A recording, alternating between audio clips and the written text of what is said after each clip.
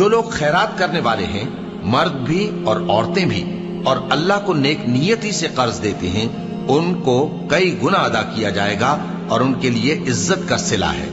اور جو لوگ اللہ اور اس کے پیغمبروں پر ایمان لائے، یہی اپنے پروردگار کے نزدیک صدیق اور شہید ہیں،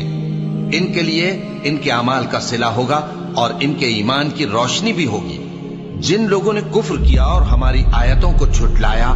وہی اہل دوزخ ہیں۔ جان رکھو کہ دنیا کی زندگی محض کھیل اور تماشا اور زینت و آرائش اور تمہارے آپس میں فخر و ستائش اور مال و اولاد کی ایک دوسرے سے زیادہ طلب و خواہش ہے۔